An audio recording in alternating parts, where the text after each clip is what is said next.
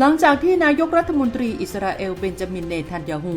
ประกาศกล่าวว่าเตรียมจะลดระดับปฏิบัติการสู้รบแบบหนักหน่วงที่ราฟาติดพรมแดนอียิปต์ลงโดยจะโยกย้ายกำลังทหารไปประจำการที่พรมแดนทางเหนือติดเลบานอนแทนซึ่งปฏิบัติการสู้รบกับกลุ่มฮิซบุลเราะห์ในเลบานอนขณะนี้กำลังดุเดือดและยกระดับความรุนแรงมากขึ้นเรื่อยๆด้านเชคอามัดกาบาลันหัวหน้ากลุ่มชิคมุฟตีแห่งเลบานอนกล่าวว่ากลุ่มฮิซบุลเราะห์มีคลังอาวุธและขีปนาวุธประเภทต่างๆมากมายและเตือนว่าขบวนการต่อต้านจะยิงขีปนาวุธมากถึงครึ่งล้านลูกไปยังดินแดนอิสราเอลยึดครองหากเกิดสงครามครั้งใหม่กับเลบานอนขึ้นมาจริงๆส่วนพลอากาศเอกชาร์ลคิวบราวน์ประธานเสนาธิการทหารร่วมสหรัฐกล่าวกับผู้สื่อข่าวระหว่างเดินทางไปร่วมประชุมที่บอสวานาเมื่อวันจันทร์ว่าอิหร่านมีความโน้มเอียงที่จะให้ความสนับสนุนกลุ่มฮิซบุลเราะห์มากกว่าที่จะให้กับกลุ่มฮามาสในฉนวนกาซาโดยเฉพาะหากพวกเขารู้สึกว่าฮิซบุลเราะห์กำลังถูกคุกคามอย่างมีนัยสำคัญขณะที่สหรัฐเองอาจจะไม่สามารถช่วยป้องกันอิสราเอลได้อย่างมีประสิทธิภาพแบบที่เคยช่วยอิสราเอลรับมือกับขีปนาวุธและโดรนอิหร่านเมื่อเดือนเมษายนที่ผ่านมาการปัดป้องจรวดพิสัยใกล้อย่างที่ฮิซบุลเราะห์ยิงจากเลบานอนข้ามไปอิสราเอลนั้นเป็นเรื่องที่ยากกว่าพลอากาศเอกบราวน์กล่าวว่าสหรัฐยังพยายามพูดคุยกับผู้นำอิสราเอลและเตือนมิให้ยกระดับการสู้รบโดยข้อความสำคัญที่ส่งไปก็คือขอให้คิดถึงผลกระทบลำดับที่2ของปฏิบัติการทุกรูปแบบในเลบานอนไม่เพียงผลกระทบต่อภูมิภาคและยังรวมถึงผลกระทบต่อกองกำลังสหรัฐในภูมิภาคด้วยต่อข้อถามที่ว่าสหรัฐได้ทำการปรับตำแหน่งกองกำลังในภูมิภาคเพื่อให้มั่นใจว่าทหารจะปลอดภัยกว่าหรือไม่พลอากาศเอกบราวน์ตอบแค่ว่าความปลอดภัยของทหารสหรัฐมีความสำคัญเป็นอันดับแรกอยู่แล้วและนับจากเดือนกุมภาพันธ์ไม่มีฐานทัพสหรัฐแห่งใดถูกโจมตีขณะที่สำนักข่าว AP อ้างเจ้าหน้าที่กลุ่มที่อิหร่านหนุนหลังทั้งในเลบานอนและอิรักว่านักรบจากทั่วทุกภูมิภาคจะแห่กันเข้ามาร่วมต่อสู้หากสงครามอิสราเอลเลบานอนระเบิดขึ้นมาจริงๆอย่างนักรบหลายพันคนที่ประจำการอยู่ในซีเรียสามารถแทรกซึมผ่านชายแดนได้อย่างไม่ยากขณะที่อิสราเอลก็รับรู้ว่ามีความเป็นไปได้ที่นักรบต่างชาติจะหลั่งไหลเข้าไปในภูมิภาคเอรานเอซิออนอดีตหัวหน้าฝ่ายวางแผนนโยบายกระทรวงการต่างประเทศอิสราเอลกล่าวในงานสัมมนาที่สถาบันตะวันออกกลางในวอชิงตันเมื่อสัปดาห์ที่แล้วว่าเขามองเห็นความเป็นไปได้สูงที่จะเกิดสงครามหลายแนวรบอาจมีการแทรกแซงจากฮูตีหรือกลุ่มติดอาวุธในอิรักบรรดานักรบจิฮัดจากอัฟกานิสถานและปากีสถานจะหลั่งไหลเข้าไปในเลบานอนและชายแดนซีเรียที่ติดกับเลบานอน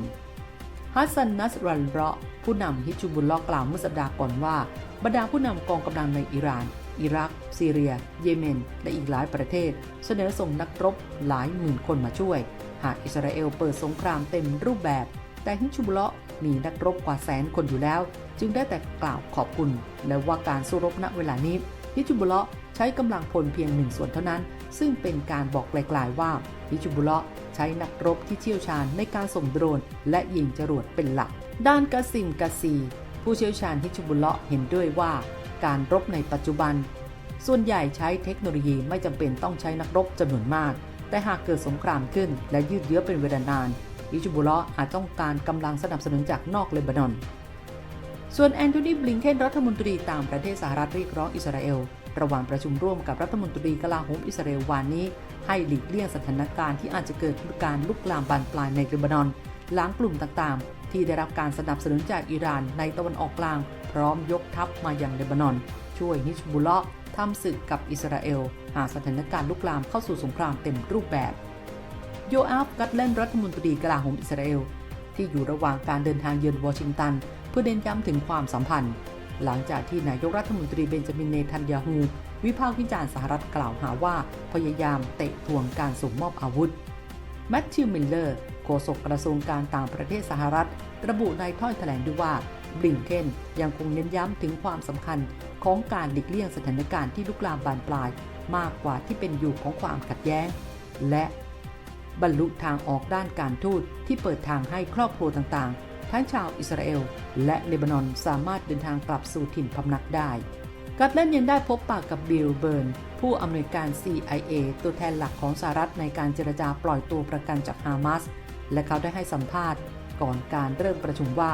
ต้นอยากย้ำว่าการพาตัวประกันกลับสู่ครอบครัวและกลับบ้านคือพันธสัญญาหลักของอิสราเอลไม่มีข้อยกเว้นใดๆเราจะเดินหน้ากับทุกความพยายามที่เป็นไปได้ในการพาตัวประกันกลับบ้าน Voice of America สื่อของรัฐบาลสหรัฐเผยได้ว่าตลอดทศวรรษที่ผ่านมาพวกนักรบที่ได้รับการสนับสนุนจากอิหร่านในเลบานอนอิรักอัฟกานิสถานและปากีสถานต่างร่วมกันสู้รบในความขัดแย้งที่ยืดเยื้อ13 ปีในซีเรียช่วยสร้างดุลอำนาจเอื้อประโยชน์แก่ประธานาธิบดีบาชาอัลอาซัดขณะที่ในกรณีล่าสุดพวกเจ้าหน้าที่จากกลุ่มต่างๆที่ได้รับการสนับสนุนจากอิหร่านบอกว่าพวกเขาอาจจะร่วมมือกันอีกครั้งและคราวนี้จะเป็นการต่อกรกับอิสราเอล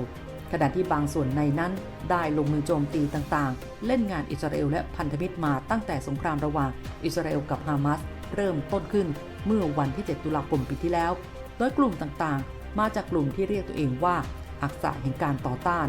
บอกว่าพวกเขาใช้ยุทธศาสตร์ในสมรภูมิที่มีความเป็นหนึ่งเดียวกันและจะหยุดสู้รบก็ต่อเมื่ออิสราเอลยุติการรุกรานฮามาสพันธมิตรของพวกเขาในฉนวนกาซามาร่วมสนับสนุนท็อปนิวส์นำเสนอความจริงได้แล้ววันนี้เพียงกดปุ่ม Super Thanks แล้วเลือกจำนวนเงินตามที่ต้องการได้เลยครับขอบคุณครับ